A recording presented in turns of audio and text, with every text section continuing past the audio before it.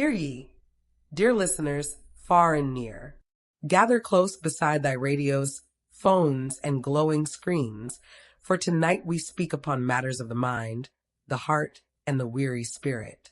Welcome once more to the Digital Town Crier.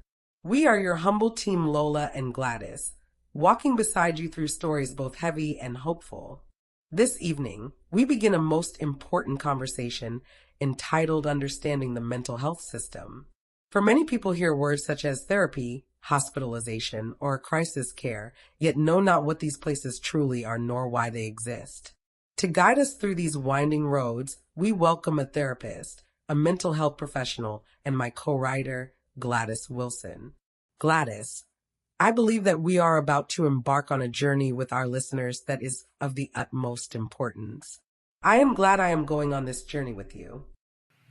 Thank you, Lola. I am so glad to be on this journey with you too. It is truly an honor to be here with you. Mental health can feel confusing and frightening for many people. So I'm grateful for the opportunity to help bring understanding and hopefully some comfort to our listeners. Let us begin at the beginning. What exactly is the mental health system? So, Lola, the mental health system is a network of services created to help individuals manage emotional and psychological behavioral struggles. Just like physical health care, it has primary care doctors, emergency rooms, surgeries, and rehabilitation. Mental health care has different levels of support depending on what the person is experiencing. So, some people only need to talk to someone once a week. Others may need daily support or emergency room stabilization when they're in crisis. The important things for a listener to understand is this: needing help does not mean someone is weak, it means you are human. Yes, and many carry silent burdens behind smiling faces. Exactly. Many people suffer quietly because they fear judgment and they do not have an understanding of what help even looks like.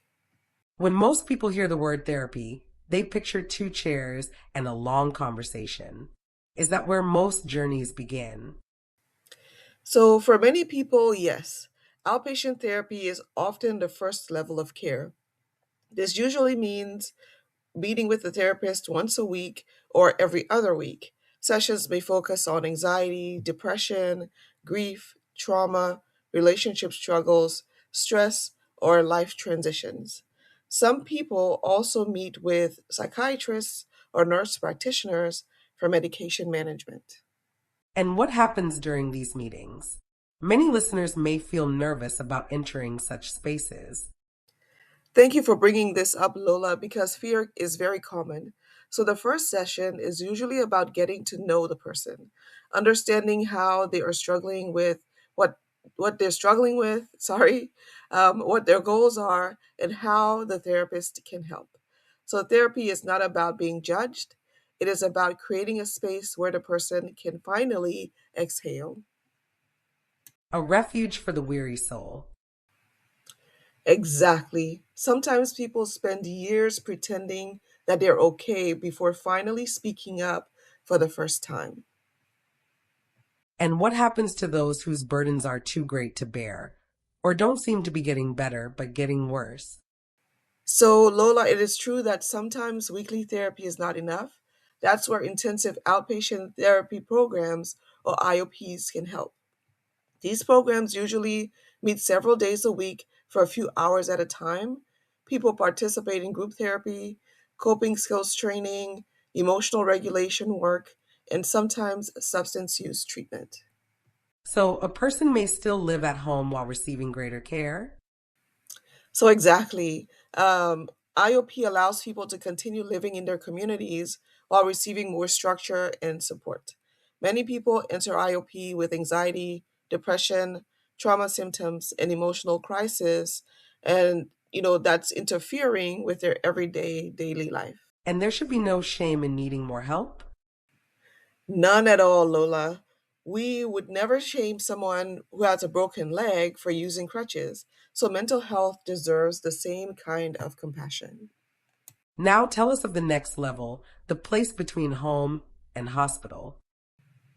So that would often be partial hospitalization programs, also known as PHPs. These programs are more intensive. People usually attend treatment most of the day, several days a week, and return home at night. PHPs help people who are struggling significantly but may not require full inpatient hospitalization. What struggles might bring someone there? It can be any mental health struggle, so severe depression, panic attacks, suicidal thoughts without immediate danger, trauma symptoms, burnout, or emotional instability. Many people reach these levels after realizing that they can no longer function safely or effectively in their daily life. That realization alone must feel frightening.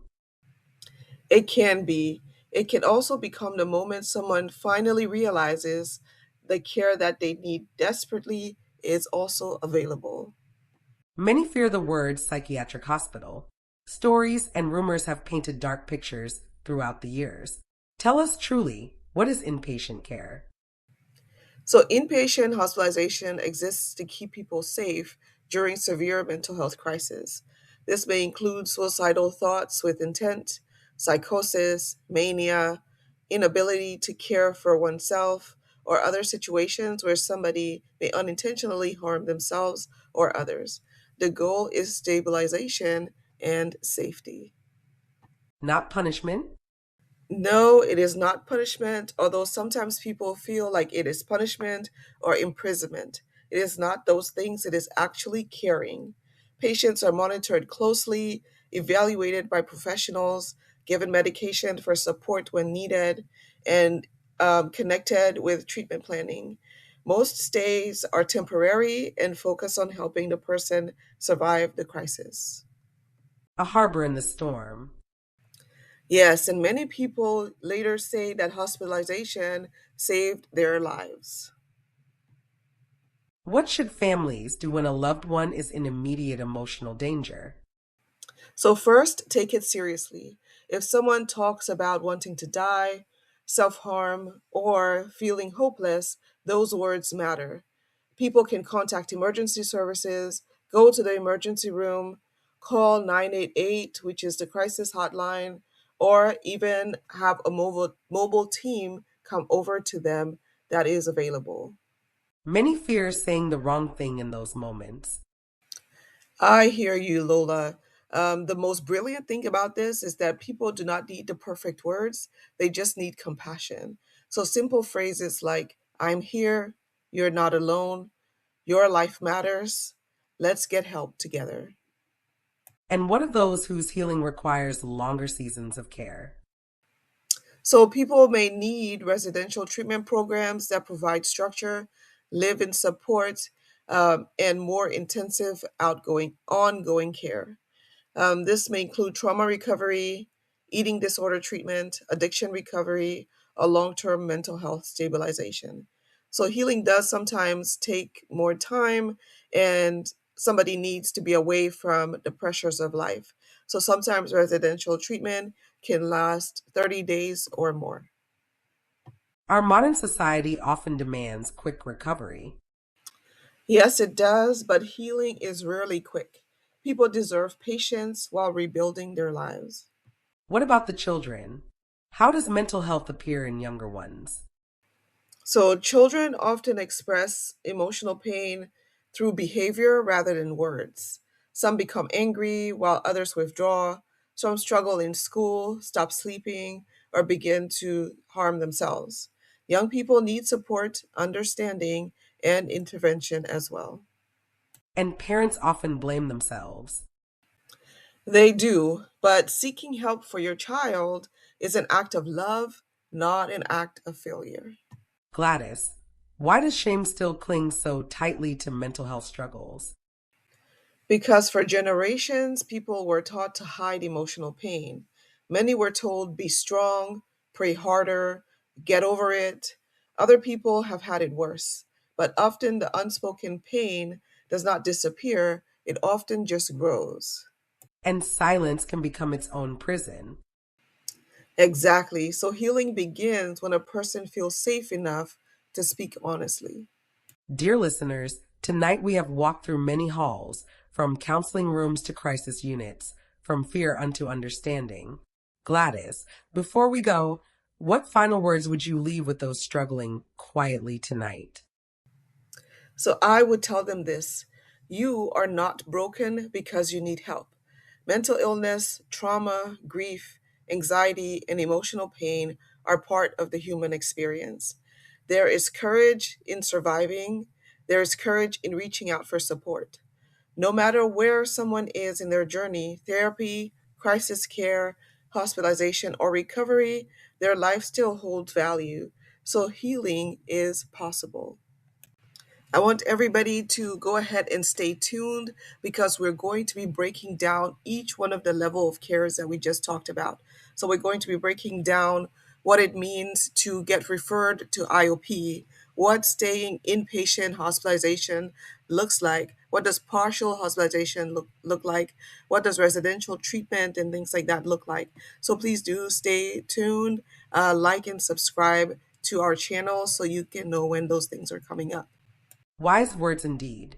Dear listeners, may tonight's conversation remind thee that no burden is made lighter by silence, and no soul was meant to walk in darkness alone.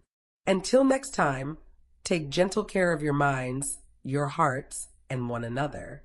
This has been the Digital Town Crier team. Like and subscribe and stay tuned for a more in-depth view of each level of mental health care.